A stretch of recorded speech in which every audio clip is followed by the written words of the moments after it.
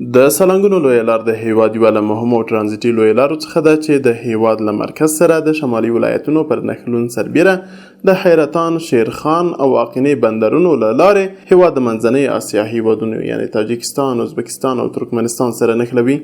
د سلنګونو لویه لار چې 3950 متره د بحر له سطحې څخه پورته د هندوکش غره په واورینو سیمو کې موقعیت لري، د افغانستان اسلامي امارت د ټولګټو وزارت د اساسي بیارغونې کار په 3 برخو کې پیل کړی دی چې د تونل د دننه برخې او د ګالریو په شمول د تیر کال د پلان شویو برخو چارې بشپړې شوې دي.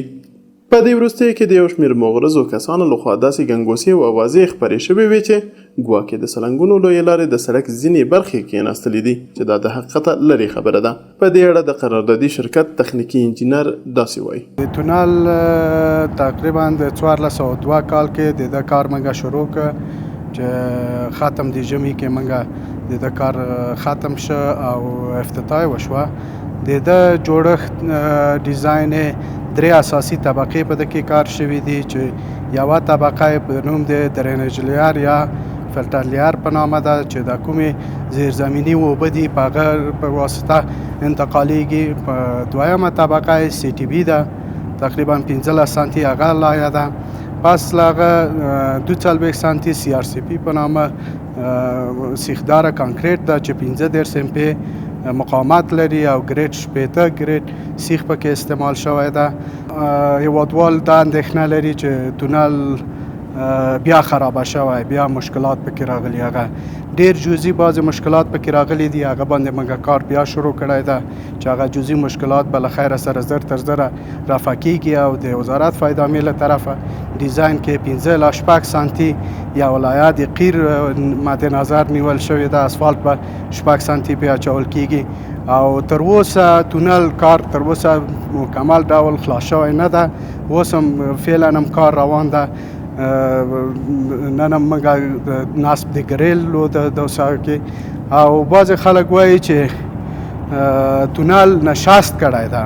تونل اعلان د مکمل راک ده، تیږه ده، صخره ده، صخره، تیږه، راک دا هیڅ وخت نشست نه لري او د هغه په سر مکمل 3 اساسي طبقې چې دي هغه مکمل خاوره ماوره پکې نشته، مکمل اساسي طبقات دي چې کانکریټ ده او درینج لیر ده.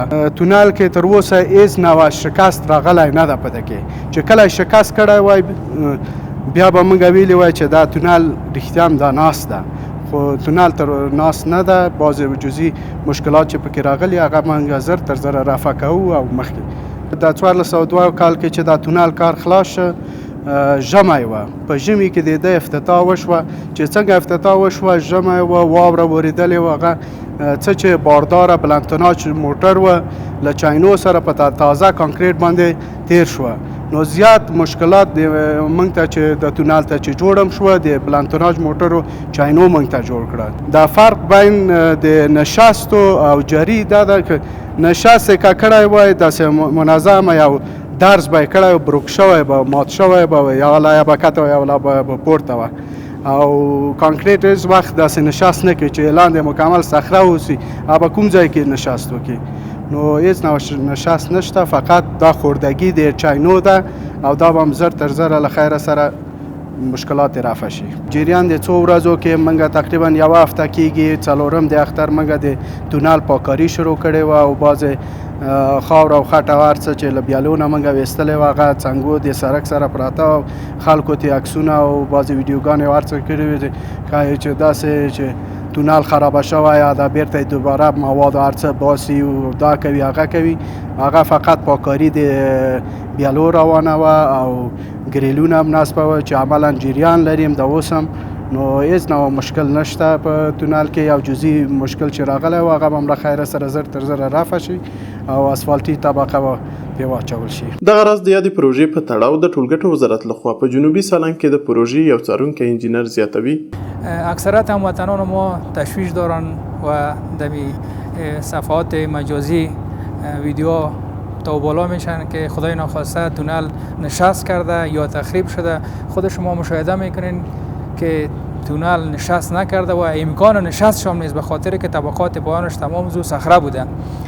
این چیزها را که میبینین از اثر چند تخریب شده به خاطر که موترهای بلندتوناژ از چین یخشکن استفاده میکنن، چون داخل خود تونل یخبندان نمی باشه. این چین که است مستقیم همراه کانکریت تماس داره.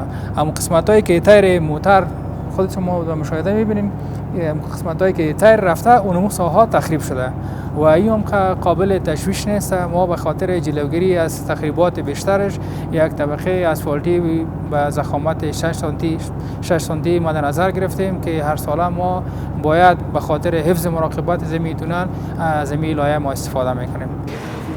کار کانکریزی داخل تونل و ساحای باز از یک نوع مواد، از یک نوع سمنت، از یک نوع سیخ، از یک نوع مواد کیمیکال استفاده شده، چون در جریان زمستان ساحایی که اوپن است یا باز است کلشان یخبندان می باشه. همین موترهایی که از چین استفاده میکنن، از چین‌های یخچکن، همین چین‌های زیاد مستقیم تماس بالای یخبندان داره و به خود کانکریت صدمه نمیرسونن، تخریبش نمیکنن. اما در ساحایی که کلوز است، مثلا گالری است یا تونل است، مستقیم همین چین که است همراه خود کانکریت با تماس می باشه، اونمو اساس او رو تخریج کرده میره، باعث سگریگیشن میشه.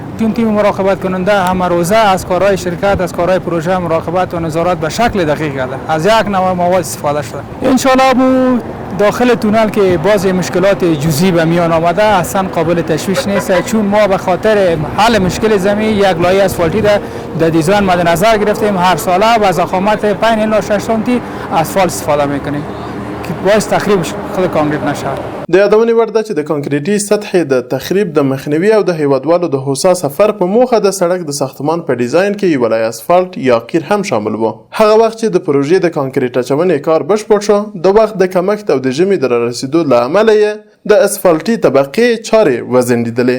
د تخنیکي ټیمونو او قراردادي شرکتونو د انجینرانو په وینا د تونل د دننه د لوړ تناژ وسایطو د یخشکنو چینونو د استفادې له امله د سړک په ځینو برخو نسبي تخریشات رامنځته شوي دي.